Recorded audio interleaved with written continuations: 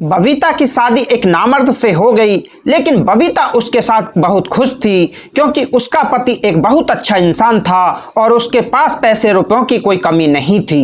एक दिन बबीता को चक्कर आया तो उसका पति उसे डॉक्टर के पास लेकर गया। चेकअप के बाद पता चला कि वो तो प्रेग्नेंट है। पहले प्रेगनेंसी की खबर सुनकर बबीता के पति ने जो उसके साथ किया वो सुनकर तो आपके रोंगटे खड़े हो जाएंगे। बबीता का पति नामर्द था, लेकिन शादी के 2 महीने बाद ही बबीता पेट से हो गई और यही बात उसकी जिंदगी के लिए सबसे बड़ी सजा बन गई। और जब उसे पता चला कि ये बच्चा किसका है तो उसके सर पर आसमान गिर पड़ा। कभी कभी सब कुछ इंसान की सोच से परे होता है और उसके साथ कुछ ऐसा ही हुआ।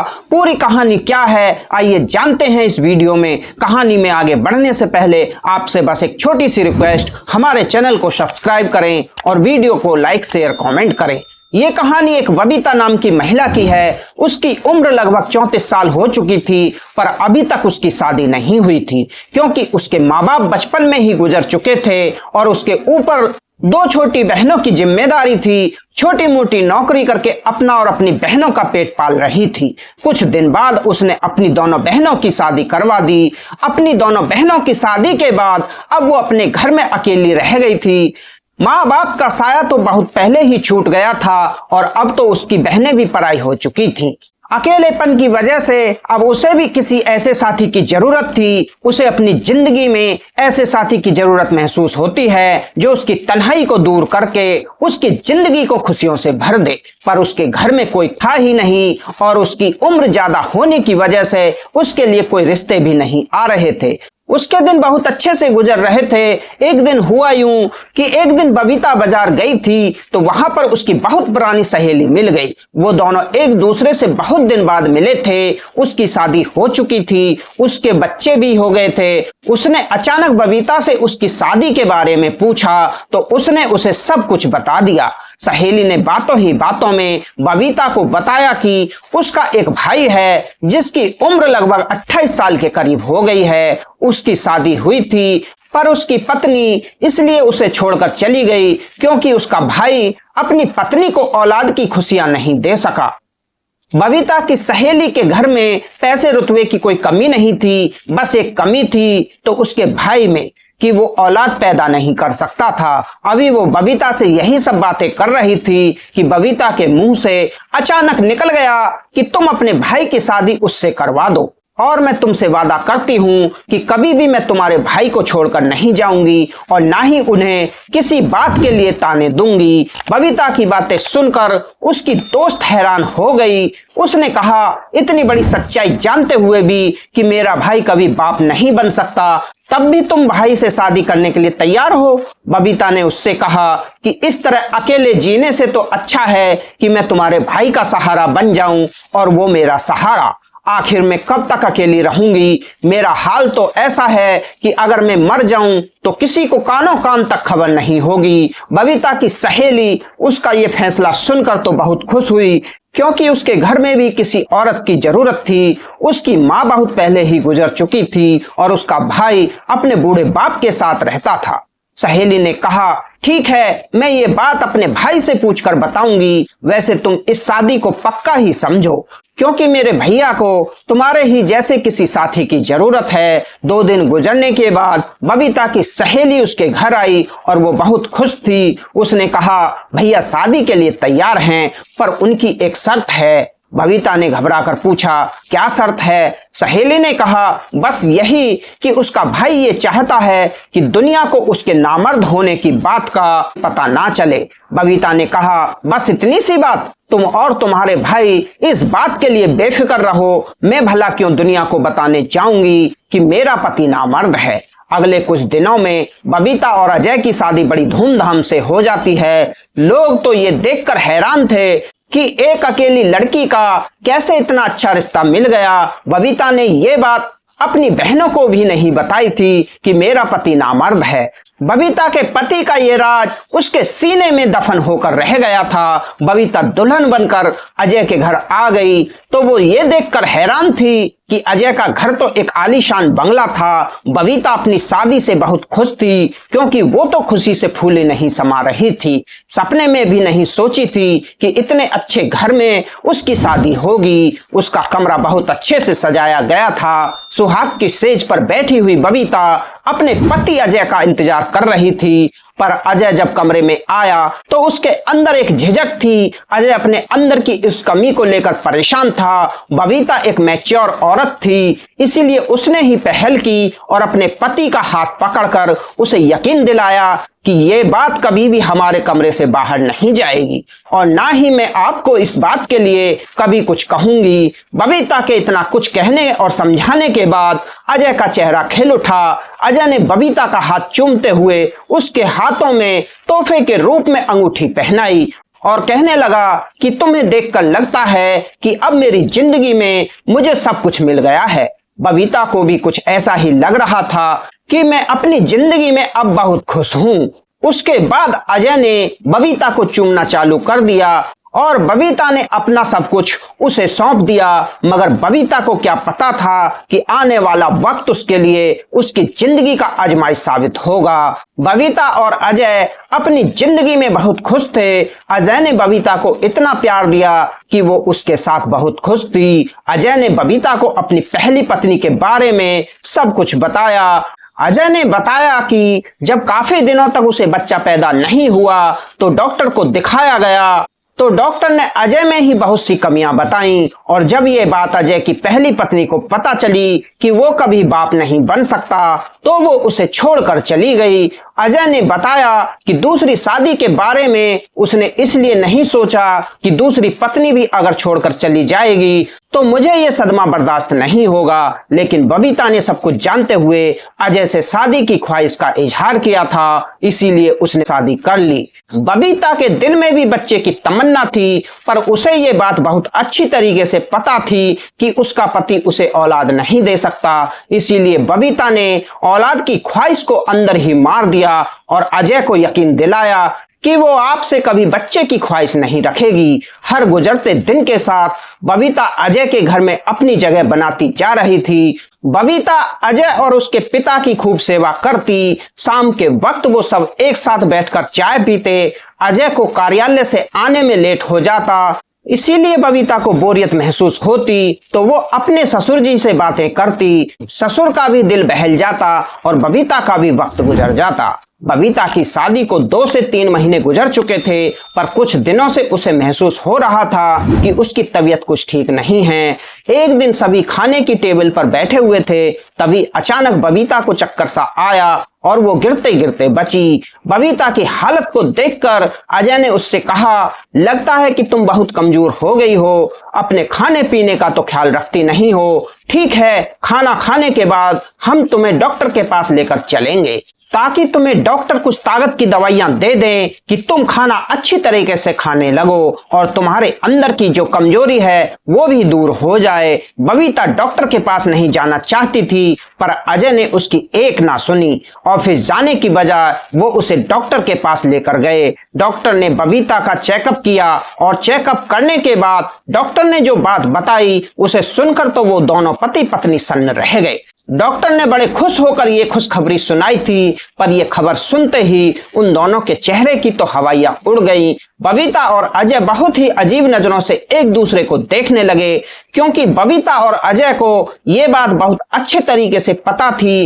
कि अजय कभी बाप नहीं बन सकता। तो फिर ये बच्चा किसका? बबीता प्रेग्नेंट कैसे हुई?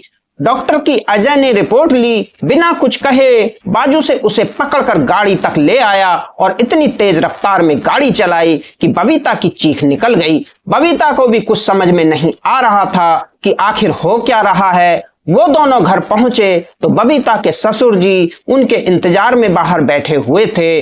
उन दोनों को घर आता हुआ देखकर शीघ्र अजय से पूछने लगे, अब बहू की तबीयत कैसी है? डॉक्टर ने क्या कहा? अजय के गुस्से का पारा हाई था। उसने गुस्से में कहा कि आपकी बहू प्रेग्नेंट है, जबकि ये बात मैं बहुत अच्छी तरीके से जानता हूँ कि ये बच्चा मेरा नहीं है। अजय की बातें सुनते ही उसके ससुर जी हैरानी से देखने लगे कि तुम कैसी बातें कर रहे हो। बबीता हाल में पड़ी सोफे पर ही डर गई, वो क्योंकि उसको कुछ भी समझ नहीं आ रहा था। वो बेकसूर थी, लेकिन उसका पति चीख चीख कर उसे बेइज्जत कर रहा था। अजय की बात सुनकर बबीता के ससुर जी गुस्से में कहने लगे, थोड़ा सोच समझकर बात किया करो और इस तरह अपनी पत्नी पर इल्जाम लगाने से पहले कुछ तो शर्म करो। अपने ससुर की बातें सुनकर उसमें थोड़ी हिम्मत आई और उसने रोते हुए अजय से कहा कि मैं नहीं जानती कि ये बच्चा मेरे पेट में कैसे आया, लेकिन मैं इतना जरूर जानती हूँ कि आपके सिवा मेरी जिंदगी में कोई नहीं है। अजय ने गुस्से में कहा,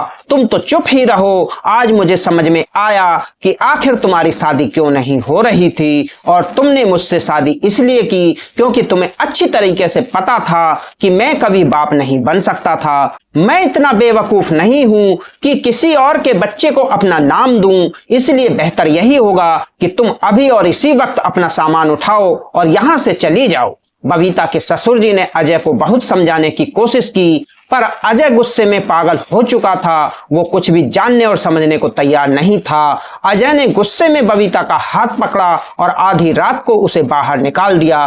बबीता रोते बिलखते अपने घर वापस आ गई। उसका और अजय का रिश्ता जहां से शुरू हुआ था, शायद वहीं पर खत्म होने वाला था।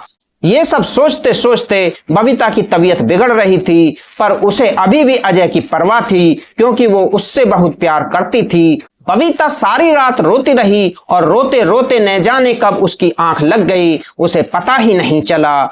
उसकी आंख उस वक्त खुली जब दरवाजे पर दस्तक हुई। बबीता ने दरवाजा खोला तो उसके सामने उसकी ननद खड़ी हुई थी। बबीता रोते हुए उसके गले लग गई, रोते रोते उससे कह रही थी कि मैं बेकसूर हूँ और मुझे नहीं पता कि ये बच्चा मेरे पेट में कैसे आया। बबीता की सहेली जो उसकी ननद भी थी, वो उसे समझाते हुए कहने लगी, तुम चिंता मत करो, सब कुछ ठीक हो जाएगा। उसकी सहेली उसे समझा बुझाकर चली गई। बबीता को अपनी सहेली की बात पर बिल्कुल भी यकीन नहीं था। आखिर ये सब वो कैसे ठीक कर सकती थी? बहुत सोचने विचारने के बाद बबीता के दिमाग में ये बात आई कि कहीं मेरे ससुर ने तो उसके साथ कुछ गलत नहीं किया, क्योंकि शादी के बाद उसकी जिंदगी में अजय के अलावा अगर कोई मर्द था तो वो उसके ससुर जी ही थे। वो दिन रात वहीं उसके साथ रहते थे। अजय तो ऑफिस से घर आने में कभी कभी रात के 12 बजा देता। फिर रात का खाना खाने के बाद बबीता अपने कमरे में जाकर सो जाती थी तो ससुर जी कहीं उसके साथ। ये सब सोचते ही बबीता के रोंगटे खड़े हो जाते। उनका बबीता के ऊपर प्यार जताना और हद से ज्यादा ख्याल रखना आज उसे खटक रहा था। इसी सोच विचार के साथ इसी तरह बबीता ने एक हफ्ता गुजार दिया और हर गुजरते दिन बबीता भगवान से बस यही दुआ करती रही कि हे भगवान, मुझे बेकसूर साबित कर दो और मैं अपने पति के साथ दोबारा अपनी जिंदगी शुरू कर सकूं। बबीता की दोनों बहनें अपनी जिंदगी में ऐसे मगन थी कि उन्हें उसकी जरा भी परवाह नहीं थी, जबकि बबीता ने उन्हें माँ बाप की तरह पाला था। एक हफ्ते के बाद बबीता की ननद उसके पति अजय के साथ उसको लेने के लिए उसके घर आई। अजय को दरवाजे पर देखकर बबीता हैरान रह गई। बबीता को कुछ समझ में नहीं आ रहा था कि आखिर अजय उसे लेने कैसे आ गया, लेकिन उसके लिए तो बस इतना ही काफी था कि उसे दोबारा अजय की जिंदगी में शामिल होने का मौका मिल रहा है। बबीता बिना कुछ पूछे उन दोनों के साथ गाड़ी में जाकर बैठ गई, पर घर पहुंची तो बबीता ने देखा घर को बहुत अच्छे तरीके से सजाया गया था और उसके ससुर जी ने बहुत खुशी मन से उसका स्वागत किया। ये सब देखकर बबीता हैरान थी कि आखिर ये सब हो क्या रहा है। बबीता की सहेली ने बड़े प्यार से उसे गले लगाया, उससे कहने लगी, तुम्हारा बहुत बहुत शुक्रिया कि तुमने मुझे बुआ बनने का मौका दिया। बबीता ने हैरानी से एक नजर अजय पर डाली तो अजय सिर झुकाए शर्मिंदगी से खड़ा हुआ था। बबीता की सहेली यानी कि उसकी ननद सारा सच उसे बताने लगी। उसने बताया कि पापा को तुम्हारे ऊपर विश्वास था कि तुम एक अच्छी लड़की हो, तुम कभी भी कोई गलत काम नहीं कर सकती। ये सब जानने समझने के बाद भैया फिर दोबारा उसी लेडी डॉक्टर के पास गए जिसने पहले कभी उन्हें बताया था कि वो कभी बाप नहीं बन सकते। लेडीज डॉक्टर भैया को देखते ही पहचान गई। पर जब भैया ने उन्हें बताया कि मेरी दूसरी पत्नी प्रेग्नेंट है, तो लेडी डॉक्टर ने भाई को ऐसा सच बताया जिसे सुनकर उनके सर पर आसमान गिर पड़ा।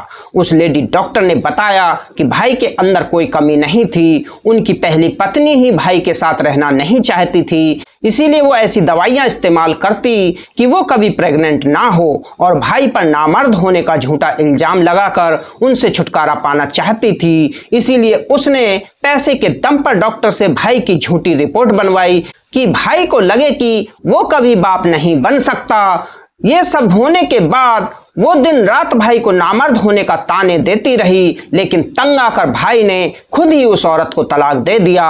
बबीता की सहेली ने ये सब उससे बताकर फिर से अजय की जिंदगी में आने का मौका दे दिया था, नहीं तो बबीता इसी सोच के साथ घुट घुट कर जी रही थी कि आखिर ये बच्चा किसका है। बबीता अपने ससुर पर भी शक करने लगी थी। अजय बबीता से अपने किए की माफी मांगने लगा, लेकिन बबीता को उससे कोई शिकायत नहीं थी, क्योंकि उसकी जगह कोई भी होता तो शायद ऐसा ही करता। बबीता के घर आने की खुशी में बबीता और अजय ने मिलकर केक काटा और उसके ससुर और उसकी सहेली ने उसके अपने होने का फर्ज निभाया। बबीता के ससुर ने उसके सर पर हाथ रखकर उसे बहुत सारी दुआएं दी, पर बबीता दिल ही दिल में शर्मिंदगी महसूस कर रही थी कि कुछ लम्हों के लिए ही सही उसने अपने ससुर के ऊपर शक किया। रिश्ते कितने नाजुक होते हैं जिन्हें बहुत प्यार से संभाल कर रखना पड़ता है। कभी कभी इंसान की मामूली सी गलती से रिश्ते कांच की तरह टूटकर बिखर जाते हैं।